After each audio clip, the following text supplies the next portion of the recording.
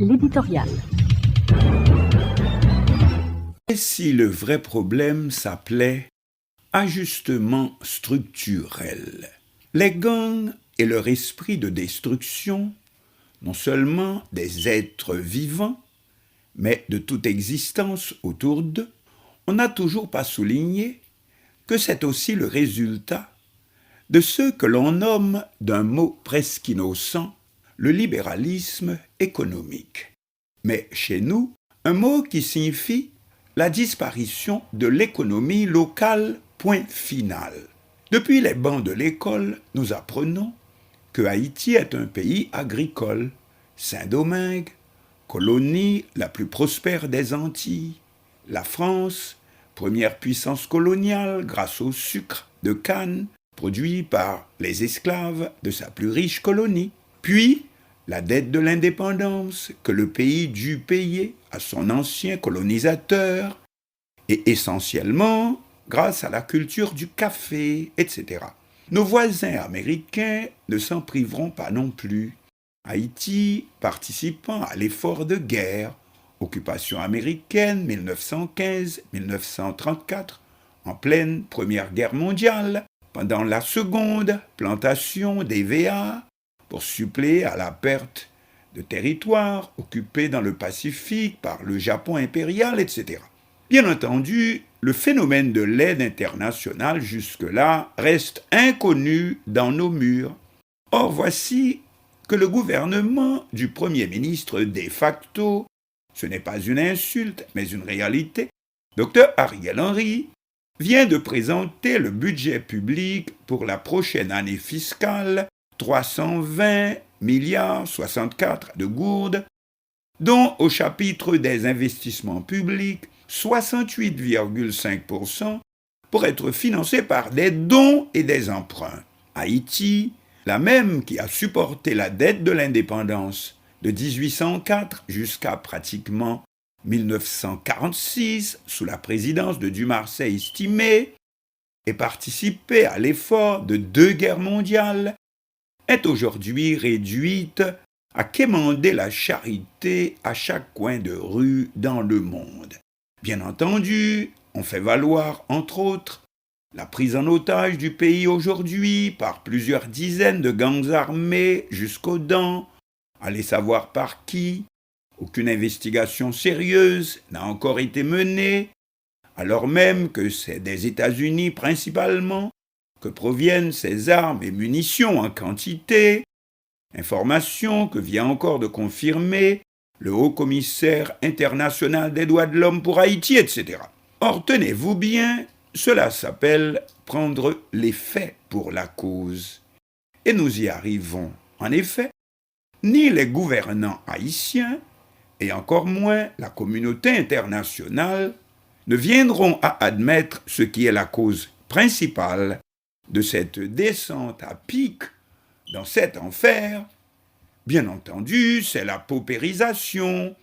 Bien entendu, cette dernière est la conséquence de la mauvaise gestion, autant politique qu'économique, en un mot, du pillage de la caisse publique par les oligarques, tant de la classe politique économique, au point que même la dette de l'indépendance à côté paraît aujourd'hui une misère. Or, ce n'est toujours pas ce qui a transformé les petits Haïtiens en ces monstres, ces robots armés jusqu'aux dents, qui viennent nous massacrer jusqu'au fond de notre demeure, de nos quartiers même les plus tranquilles. Non, parce qu'il y a pire que la dette de l'indépendance, et cela s'appelle d'un joli mot, ajustement structurel, ou encore plus joli, libéralisme économique. Joli mot, n'est-ce pas? Traduisez, c'est la liberté de choisir pour mon pays et pour mes frères. Vu que nous vivons aujourd'hui en démocratie, les conditions économiques les meilleures pour l'épanouissement de la personnalité, l'épanouissement du citoyen et de la citoyenne. Par exemple, est-ce que le citoyen français est astreint au travail des champs, comme avant 1789, ou à l'usine, comme jusqu'au début du XXe siècle. Pour l'haïtien aussi, une bonne partie de la production nationale peut aujourd'hui être importée, pendant que le citoyen peut passer à une autre étape de la vie sociale et le gouvernement, par la taxe à l'importation, assurer une meilleure gouvernance, etc., etc. Tout à fait ce que le français appelle miroir aux alouettes, ou encore un piège à con. En créole, imbécile qui baille, sotte qui pas prend. Et oui, c'était vers 1994, autour du retour d'exil du président Jean-Bertrand Aristide, à la faveur d'un nouveau débarquement des Mérines et accord signé par Haïti sous le nom de Accord de Paris, plus généralement dénommé ajustement structurel. Et c'est sous la première présidence de René Préval, 1996-2001, que cela sera surtout mis en application. Mais avant de commencer à jeter la pierre, car il y en a aussi, car personne ne veut admettre sa responsabilité, alors que peu sont ceux qui avaient protesté à l'époque, même si cela n'aurait certainement rien changé, n'est-ce pas? Rappelons que c'est aussi René Préval qui signa l'accord Petro-Caribé avec le Venezuela du président Hugo Chavez, qui aurait pu beaucoup pour établir un tant soit peu la balance, mais Petro-Caribé, on sait ce qu'il en advint. Donc, ne rêvons pas, revenons plutôt à l'actualité. Haïti aujourd'hui sous la coupe des gangs assassins. Je ne sais pas si vous avez vu cette vidéo avec Monsieur Iso. Moi-même, oui, Iso 5 secondes. Il venait d'apprendre la disparition du côté de Sodo, département du centre, d'une quantité de matériel. Oui, un euphémisme pour nouvelle cargaison d'armes et de munitions, et provenant, qui sait pourquoi pas, de la République voisine. Alors, l'ordre a été formel, brûler Sodo avec tous ses habitants. Moi-même, oui, ISO 5 secondes. Vous ne savez pas à qui vous avez affaire, on s'imagine. Adolf Hitler ordonnant de détruire Paris à l'approche de la fin de la Seconde Guerre mondiale. Première observation, la majorité de ces gangs sont à peine dans la trentaine. Cela ne vous dit rien? Eh bien oui, ils sont aussi âgés que l'entrée en fonction des mécanismes de l'ajustement structurel dans les années 1994-2000. Des observateurs mieux placés que nous rapportent que les dits soldats, comme on appelle ces gamins qui opèrent sur le terrain, tuant, dévalisant, violant, et pire encore, on rapporte qu'ils sont totalement inconnus pour la population dans laquelle ils exercent leurs méfaits. On en veut aussi pour preuve que la vengeance populaire, elle aussi, quand elle peut, s'exercer ne fait pas de quartier. Bois calé met le feu aux cadavres comme si ce n'était pas ceux d'êtres vivants. Ce sont probablement, comme on dit chez nous, des enfants des mornes que les vrais responsables de cet enfer ont armés pour les lâcher contre les citadins après avoir été eux-mêmes les vrais responsables de la situation.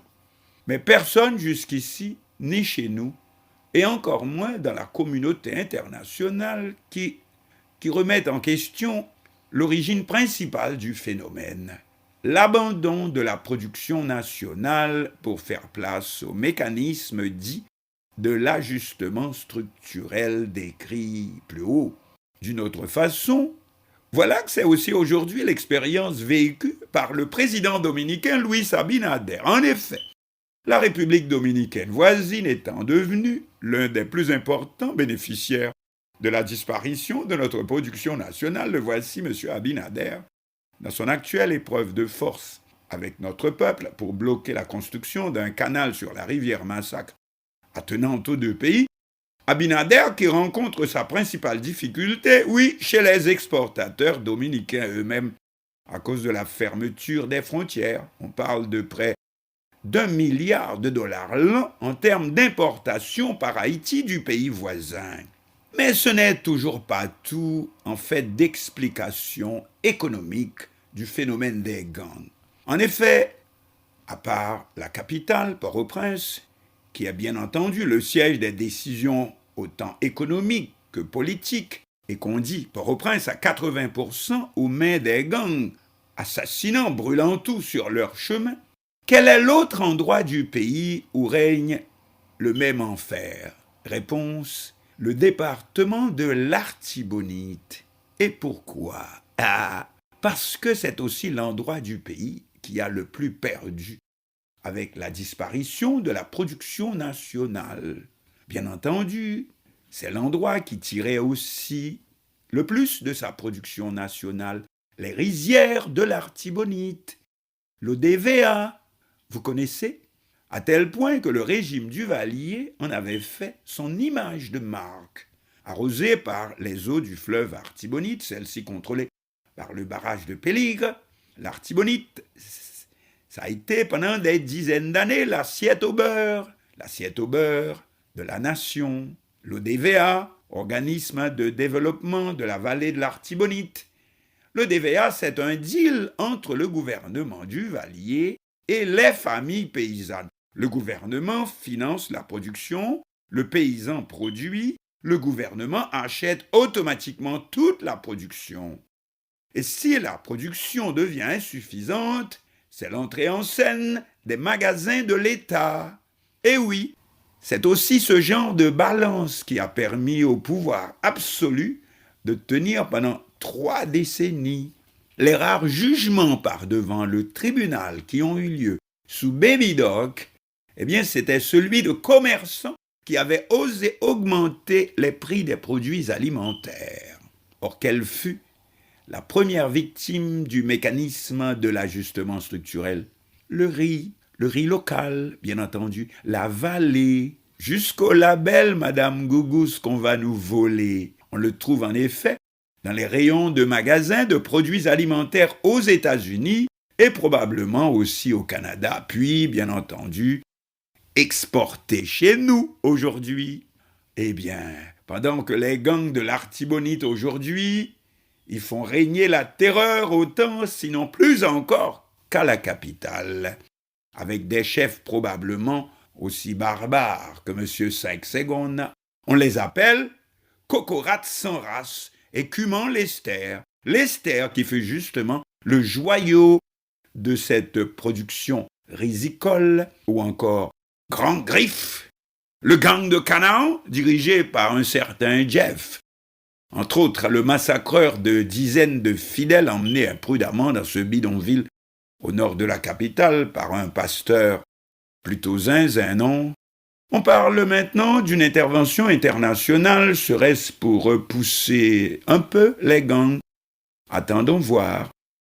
Mais une chose est certaine, personne ne touchera à l'ajustement structurel, or c'est là le vrai problème, du moins le problème de base.